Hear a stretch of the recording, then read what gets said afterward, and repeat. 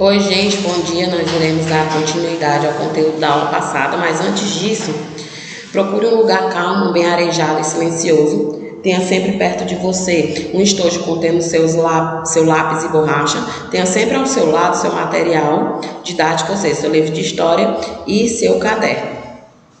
A nova República do Brasil. Nós hoje iremos falar de alguns governos. Vamos iniciar com o do Itamar Franco. Itamar Franco, ele foi um engenheiro político brasileiro, prefeito de Juiz de Fora, senador, governador do estado de Minas Gerais e o 13º presidente do Brasil. Seu legado incluiu a participação da iniciativa para o equilíbrio da crise hiperinflacionária que assolava o Brasil há 3 décadas, bem como pelo equacionamento da dívida mineira quando foi governador. No dia 15 de março de 1990, Collor é eleito presidente e Itamar vice. Essa equipe assume o governo em plena recessão econômica, com altos índices de desemprego e com a inflação altíssima.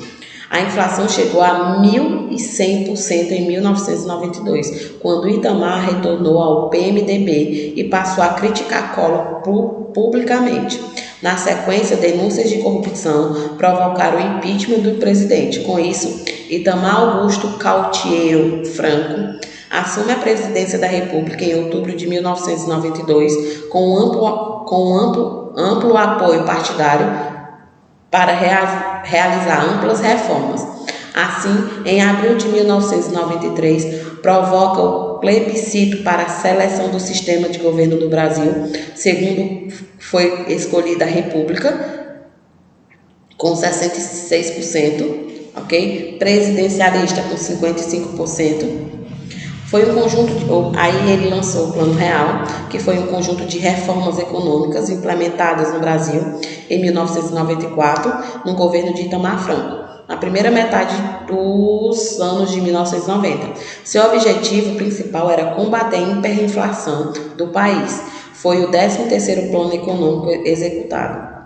O Plano Real representa hoje um marco em nossa história recente por ter criado condições de combate para o grave problema da hiperinflação e, consequentemente, o descontrole fiscal do Estado brasileiro.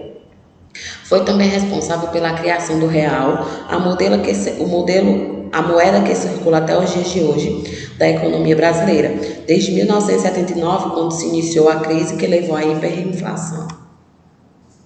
Quem implantou o Plano Real, Fernando Henrique Cardoso foi um dos nomes mais credibilizados pelo sucesso do Plano Real em controlar a hiperinflação. Ele foi responsável por reunir a equipe econômica que constituiu o plano. Entre os nomes envolvidos destacam-se Pécio Árida, André Lara Rezende, ambos também participaram do Plano Cruzado na década de 80, Gustavo Franco, Pedro Malan, Edmar Bracha e Winston Fritzsche.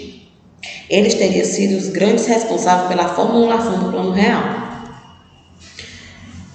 O Plano Real foi desenvolvido com uma tentativa de resolver o problema hiperinflacionário.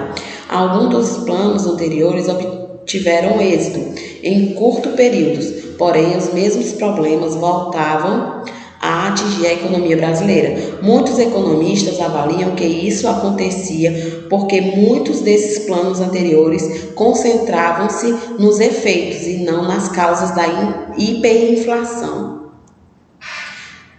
E logo após, o Fernando Henrique Cardoso é eleito. Ele foi o presidente do Brasil por 2 mandatos, de 1995 até 2002, consolidou o Plano Real, estabeleceu reformas constitucionais, privatizou empresas estatais, instituindo o neoliberalismo no país. Além do Plano Real, o aspecto do programa de governo foi uma série de reformas constitucionais consideradas essenciais para modernizar o país e garantir a estabilidade econômica.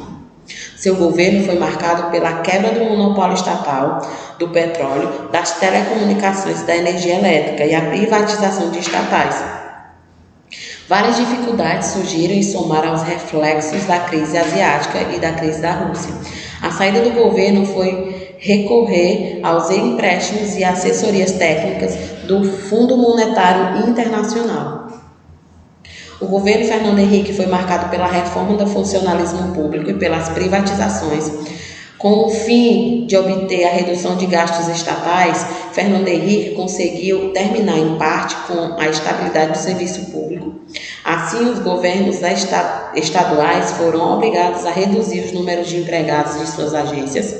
Igualmente, liberou a contratação dos serviços terceirizados por parte de empresas públicas e privadas, acabando com o emprego estável.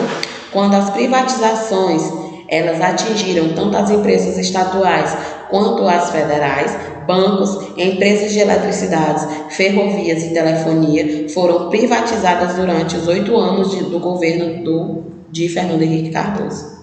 O segundo mandato, a fim de conseguir o apoio para a sua reeleição em 1998, o PSDB mandou ao Congresso um projeto de lei que garante a reeleição para os cargos do Executivo. A lei foi aprovada em meio ao quadro de crise econômica. Ocorreram as eleições em outubro de 1998. Com êxito do combate à inflação, Fernando Henrique conseguiu se reeleger. Contudo, o desemprego e a inflação voltando a ameaçar o Brasil, o governo realiza novos acordos com o FMI. Este exige o controle dos gastos públicos e o aumento da produção como condição para novos empréstimos. Isso leva à criação da Lei de Responsabilidade Fiscal para os estados e municípios. Ok? Então, galerinha, nossa aula é até aqui. Se vocês quiserem rever nossas aulas, acesse nosso site www.escolapequenospassos.com.br e não esqueça, galera, de acessar nossa agenda eletrônica. Lá, diariamente, vocês encontrarão as atividades diárias de vocês. Ok? Eu desejo a vocês um bom dia de estudos e até a próxima aula.